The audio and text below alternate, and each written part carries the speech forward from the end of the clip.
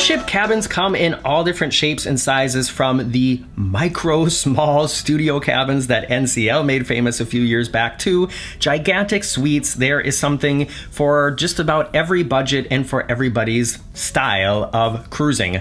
I'm Morgan from the Very Unofficial Travel Guides. I travel all around the world to popular and not so popular tourist destinations to give you a very honest, unofficial look at what it's like to be there, and I am currently on a cruise on the Costa Smeralda cruise ship, and I'm staying in a cabin class that I haven't stayed in a lot, and that is an ocean view cabin. I think the three most popular cabin styles are inside cabin, which means you do not have a actual view of the outside. Some ships offer these really cool virtual balconies, which I got to experience on the Harmony of the Seas.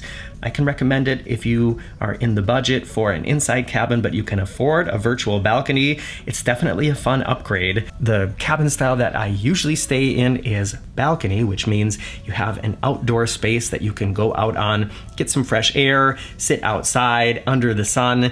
But in between those two classes, as far as price goes, are the ocean view cabins, which means you have some kind of window looking to the outside. And I usually say, if the budget is tight, don't splurge for an ocean view cabin.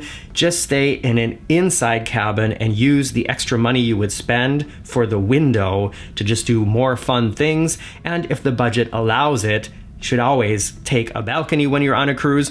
But on this cruise, I decided to try out one of these ocean view cabins, and I have to say, I am very pleasantly surprised. So let's take a look around it and you'll see what I mean as we walk around here. We are currently in Palermo on Sicily, and I just got back from the beach, so I'm sorry I can't show you the ocean out of the window right now, but look at this. The Palermo cruise terminal has finally been finished. They've been building that thing for probably 5 years, and this is the first time that I've been here that I actually got to walk through it. But this is a pretty nice size window. Not all inside cabins have a gigantic window like this. And one little feature that I also really like is this bench in front of it. And I didn't realize it until today, but that's a storage space down there. You can see there's some blankets sticking out of there. And I wonder if you have a really little kid, you know, like a toddler, could they sleep on there? Would that be a bed? I'm not sure. I have two different kinds of curtains here. I have the sort of sheer curtain and a darker curtain, which keeps out most of the light. And then here is the very lovely bed. And look at the towel animal that I got today. He's chilling here with my beach towel, watching TV. One thing that I always mention when I'm walking around hotel rooms or cruise ship cabins is if there are charging situations on each side of the bed, and this cabin only has one outlet on this side. The other side has no outlet at all, and I checked all around this lighting situation here, and there are no USB ports there either.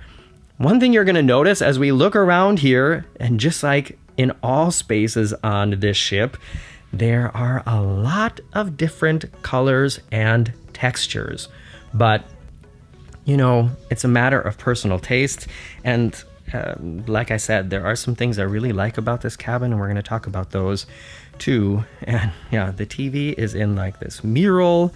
And just let's look at the carpet here. There are 1, 2, 3, 4, 5, 6 different colors of carpet in like, what is it, like an 18 square meter space? That's a lot. And check out this backdrop behind the sofa. That's a lot too. Speaking of sofa, have this nice little settee here, which I'm sure doubles as a bed, and depending on how big your kids are, I guess that could, you know, you could have one sleeping this way and one sleeping that way, or it's big enough for a very big adult. I mean, that's longer than I think the normal bed is. And one thing that I know people are going to be asking about is it a Morgan approved bathroom door? For me, that is a bathroom door that closes all the way and is not see-through. And yes, it is a Morgan-approved bathroom door. However,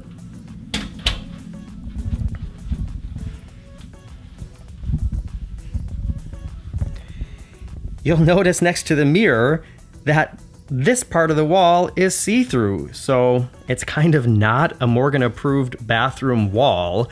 Although since I'm staying here alone, I have to say it's really nice to have some natural light that gets into the bathroom too. It makes it seem much bigger. And as far as bathrooms go on cruise ships, this is a pretty big bathroom space. I'm looking at it through the glass wall here, by the way. The top of it is not frosted, and the further you move down, then it gets frosted, and way at the bottom, it's totally see-through again. But let's check out the bathroom from the actual inside of it too. One thing I really like about it is these little cubbies here, plenty of space to put things, which is not a given in cruise ship bathrooms. I feel like this is just a really spacious, well set up bathroom. Check out the floor. Does this count as terrazzo? I don't know. I kind of like it, but it's just another texture. The shower cabin is quite big, I would say, and it has a glass door that closes all the way here. And one thing I like about this one compared to other sort of walk-in showers I've seen in hotels and in other cruise ship cabins is there's actually like a lip here so you don't flood the cabin while you're taking a shower, which is very nice. And of course, then if you're in the shower, you can see out.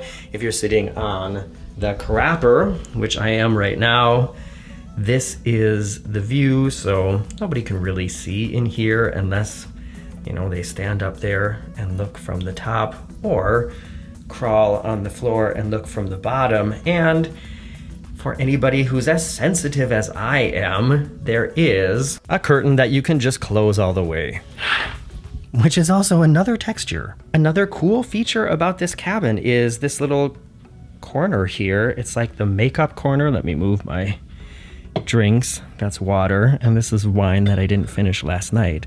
But there's a nice little makeup station here. Isn't that nice?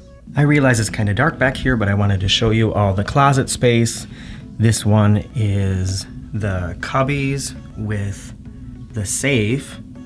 I know you can't really see in there, but there are 1, 2, 3, 4, 5 cubbies and a safe. And in the other closet, I can use the mirror here to show you a little bit more. There is a bunch of hanging space as well as some more space for your suitcase or suitcases and shoes at the bottom. So plenty of space. Another thing I feel the need to mention, because the last 2 ships I've been on, which have both been from Royal Caribbean, have not had them, is that there are hooks to hang things up here in the hallway. And that's a great thing. If you've got hats or coats or towels, it's nice to have a space here that you can also hang them up on instead of just draping them over chairs and stuff like that. There's a small workspace here, which I have been using to work, with 2 drawers and some cubbies as well. 2 interesting things to note is this bowl here is mounted to the table. You can't move it. And I have not been able to figure out how to turn on this light. I've tried everything. It is not the kind of light that you just touch to turn it on. There is no switch on it, and there is a switch hidden over here, but that does not turn on this light. If you have stayed in this cabin, can you let me know how I turn on that light? Or if you have a suggestion. I've tried every switch and it doesn't go on. I think is broken. What do you think? As far as ocean view cabins go, or cabins without a balcony, I am very happy with this, and I think because it doesn't have a balcony, I think there's actually more inside space in here. It feels really spacious, and that's something that's really nice. Of course, if you don't have an outside space, it's nice to just feel like you have a little bit more inside space. If you are planning a cruise coming up, make sure to check out all the other cabin tours on my channel. There's quite a few now, from Virgin Voyages, Disney, Royal Caribbean, NCL, MSC, TUI, Costa, AIDA. I've been on a few cruise ships now. If you like reading about things going right and horribly wrong while traveling, you might want to check out my book called Getting Stitches on a Cruise Ship. It's available on Amazon now. And please consider subscribing and pressing the thumbs up before you go. And speaking of going, I am now gonna go up to the pool deck and get some more sun. See you later.